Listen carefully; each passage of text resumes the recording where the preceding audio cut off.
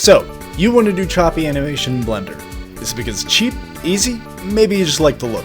Who gives a shit? You're here, I'm here, let's make stuff move weird. The point is, you're here to learn from me, a guy who has attempted choppy animation but really hasn't done much with it.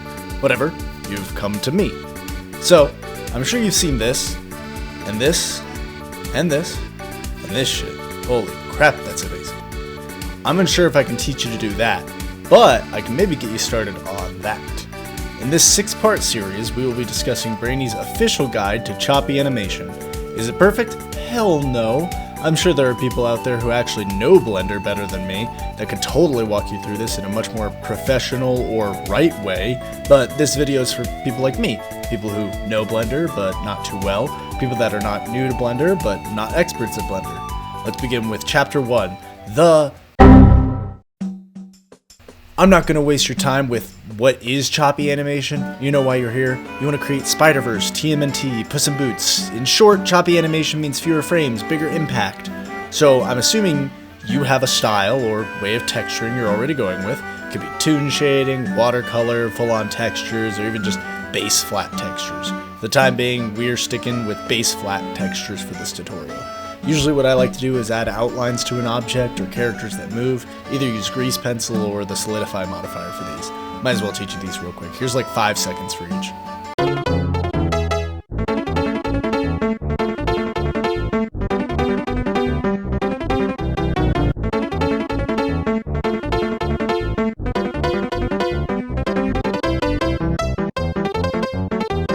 Alright, now we have a very nice cube.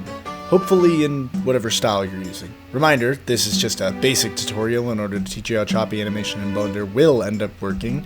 If you want to learn more about choppy animation, subscribe and we're going to go over every aspect in this series. Well, maybe not every aspect, but as much as I can. If you need to learn more about basic animation principles, which we'll kinda go over, but not too in depth, go to this video by Alan Becker. So, we're going to take this cube and we're basically going to learn how to do this animation. It's like the bouncing ball, but instead it's a bouncing cube. Whoa. So there's technically 2 ways you can do this. If you're looking to animate like a Carlson, do method 1. If you're more or less looking to animate like a Spider-Verse, you'll want method 2. Method 1, making your own frames. First things first, you'll take your fancy little cube and you'll basically generate the first couple major frames, the keyframes if you will, like normal cube, squish cube, long cube, and high cube, falling cube, squishy cube again, and back to normal cube by taking the first frame and placing it at the end. This will end up making it loop perfectly in the end. Next, let's select all our keyframes. Here we'll go ahead and right click and hover over interpolation mode and select constant. Now when we press play, we watch as the cube jerks to the locations that we predetermined. This is very unnatural and doesn't look very nice to our eyes, so we're trying to capture a sort of 2-dimensional feel to the animation, right? So in the same way we added keyframes before, let's add in some new keyframes, but this time we'll make them our in-betweens, making sure each of our frames looks as if it fills in the motion. It's best to have the most frames on impact. These are what we call impact frames and really sell the motion and the force of impact. Do this as many times as you'd like. If you want to keep the choppy feel though, try not to do this too much because it'll begin to take away from that choppy feeling. Now do some cleanup and you're done. Now bask in the glory of your new choppy animation. Method 2, stepped interpolation. Maybe making individual keyframes isn't your thing. Maybe you already are a good 3D animator and just want to capture the choppy feel without keyframing at all. Well, method 2 involves creating the main keyframes, then using stepped interpolation.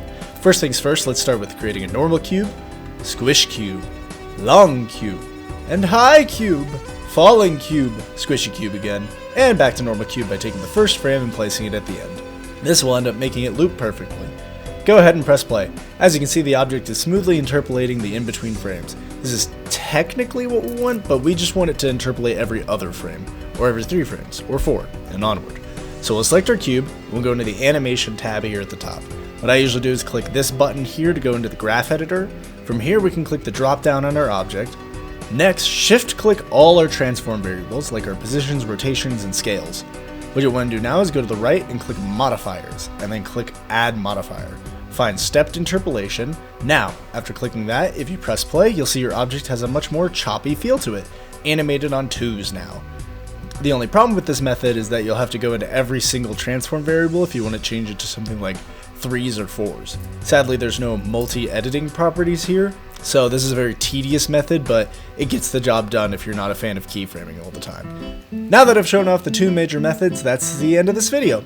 You can go ahead and apply this to something of your own. In fact, I urge you to. Mess around with it. See what you can figure out. We're going to be sticking with method 1 for the rest of this series, but who's to say that you can't use both methods? Experiment, see what you can find. Next episode, we'll be doing character animation. How to make movement feel smooth while being choppy. Walk cycles, punches or impacts, and lip sync. Subscribe and like if you enjoyed, and I'll see you in the next one.